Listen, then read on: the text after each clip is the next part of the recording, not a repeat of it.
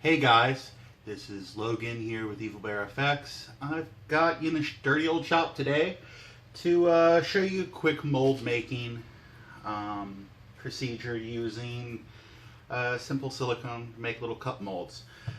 What we're going to be making today is a mold of this claw. Alright? Very simple process, doesn't take a lot. Now normally I'd use a Mold Max 30 silicone to make this mold. It produces something similar to this. But what we got in hand today is we've got some Platinum Cure. Major difference between Platinum Cure is we're going to be a 50-50 mix opposed to something like Mold Max 30, which is going to be a 10-to-1 ratio with the mix. Either way, it's fairly simple. Usually you're supposed to do it by exact weights, measure exactly. But what we're going to do is we're just going to eye shot it. And this is some seriously thick stuff. Since this isn't going for a movie or any big project, and we've just using leftovers from previous projects, I can just hit it with whatever I got.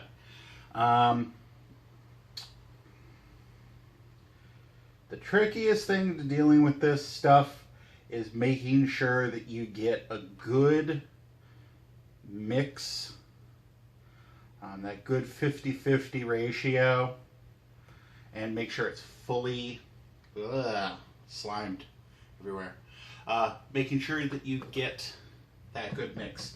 Now normally with a Platinum Cure like this, I'd go in and I'd add a food coloring to, say this for part B, I'd add a red, and for part A I'd add a blue. And when you mix them together, you see whether or not you have a good solid mix.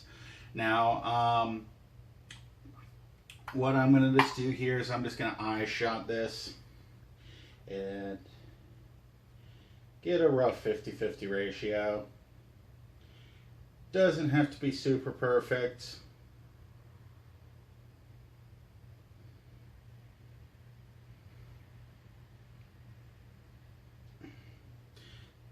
That being said, you really fuck it up, it won't cure at all. But it's something you learn to do. What I normally recommend for someone to do when you're making a first mold, like cup mold like this, is find out the exact dimensions, how many liters, ounces, whatever you're going to be pouring, and just divide it by half, and then pour each of your ingredients in that half amount, and then just shovel them together. So this is pretty damn mixed. Now, the process. All right. So, as I was saying, it's really easy to do one of these cup molds. What I'm going to do is I'm just going to take a little bit of clay and stick it on the bottom here. Normally I use some super glue or hot glue to settle it, but basically all I'm doing is making sure that whatever I'm molding is placed into the cup there with no overhangs and overcuts. I've got my mixed up mold material here that we saw, and what you want to do is you want to do a long pour. Now a long pour is you're just giving it the longest time you can to get in so there's less air bubbles. Normally I do this all the way from the floor, but I just want you guys to see basically what I'm doing. I'm allowing this to drip in over a long period, and there's less chance of air bubbles getting locked in there.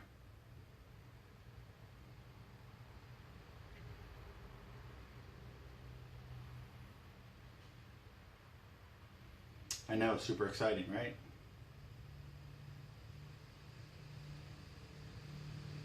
And I don't need any comments about what this looks like. We all know there's foxes in the rooms. We don't need to make that statement.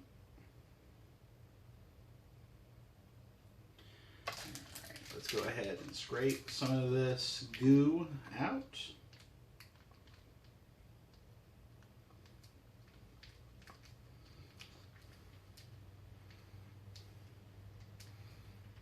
Okay.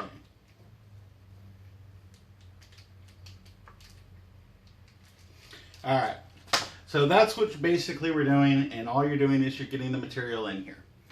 Now, that's going to cure, depending on how hot it is, how much moisture there is in the air, how old your material is, what exact material is. You have a variance in how long it's going to take to cure. In my experience, with the Mold Max 30, which produces this lovely pink stuff right here,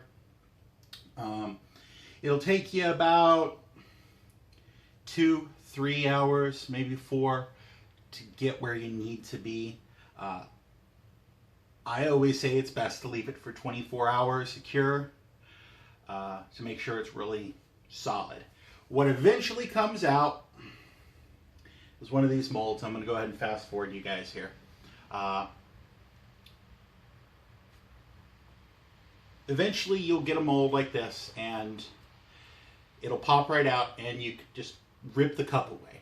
That's why I use disposable cups. And then you'll end up just having to dig out your sculpted piece.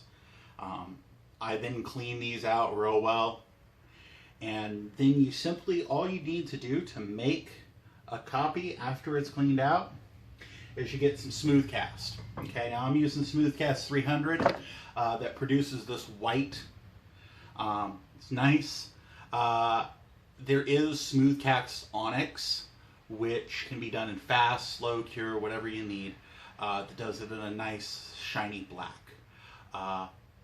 If you're just doing standard claws, teeth, something like that, the black's fine.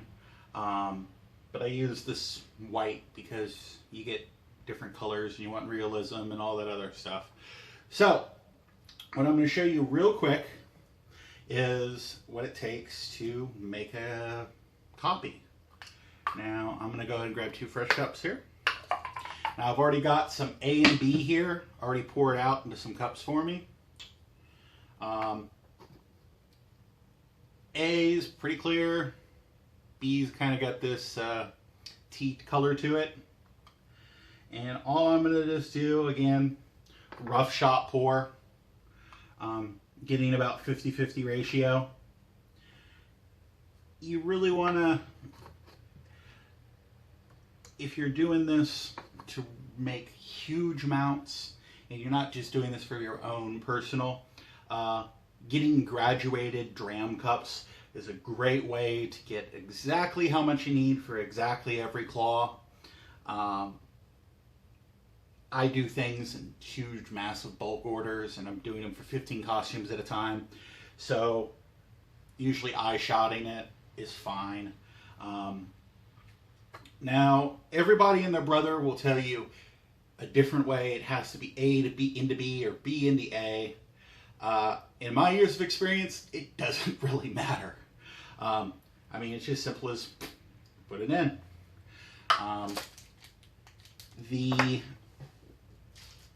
Every shop has their own little preference. Honestly, it really doesn't matter. All you're doing is getting one into the other in equal parts and mix it. My rule of thumb is, for mixing, is once it starts heating up, that's the sign you want to get it into your mold. Once it starts getting warm, that means it's already starting to kick. If you're doing 40 or 50 molds, then that's not really a good idea, because it'll start heating up and curing before it's even done with, even before it's even all in the molds. But I'm going to go ahead and crank out all these molds here, just to show you real quick. There's some for that one, and that one. And don't worry about over pouring. You can always scrape off the remainder. And that's all it is, really. If you've got something, if you're doing something more complicated with more complicated materials, you have to grease the mold, basically. You have to put in a demolding agent. But when you're just doing claws or teeth, or basic roof pallets, lower jaw pallets, different pieces like that, out of these silicone molds, you don't really need it. Especially if you're going to be surfacing them once you've already poured them. I recommend surfacing anything that you make thoroughly before painting. And surfacing is just sanding it, smoothing it out, because you're always going to have pores, you're always going to have imperfections. If you're doing this to a incredibly fine detail level and you're worried about, being in a museum, you can do what's called degassing, which is basically you put the mold with material into a pressure cooker, and it increases the pressure, and all of the bubbles are pushed up out of the plastic, and you won't get any little imperfections on there. You'll only have the imperfections from the surface of the mold. And as you see in that leveling, it's already curing. As you can see, that's the cup that I just had. It was halfway full, and it's now full of a piece of plastic. That's how quick the stuff goes. You can get slower acting ones. You can get even faster acting ones. But it's hot. And as you see, it's already a chunk of plastic. This stage, if you're using Smoothcast 300, in general 5 minutes, and it's pretty much done. I always leave extra in my cup so I can actually tell exactly what stage of hardness it is, because there's still a little pliability in the middle of this, and it's still hot as sin. Okay. Now we're going to go ahead and fast forward you to when I'm popping these out in about another 5 minutes. Alright guys, we're back now. The mold that we did at the very beginning, this has been probably about 15 minutes.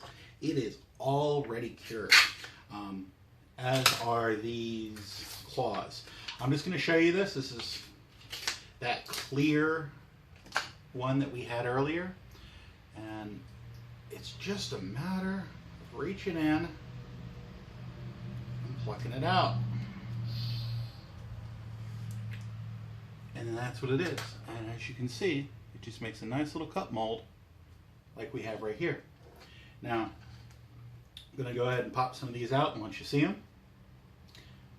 See? All it is. It's super simple. This allows you to make your own stuff. I know I get I get tons of orders for custom teeth, custom nails, things like this. And in reality, you can make your own of these without any issue. It's a lot of cases a lot cheaper for you to make your own, for you to sculpt your own and mold your own, than hire an artist to make an exactly 16 millimeter back hooked griffin claw. All right, you got to pay me to buy the materials, then you got to pay me to do the sculpture, and then you got to pay me to run the molds and all that stuff. And then what would normally be a $35, $40 project for you to do turns into a $75 project for an artist to do. So this is something that can save you some money, save you some time, and allows you to get your own stuff the way you want. Again, this is Logan from Evil Bear FX.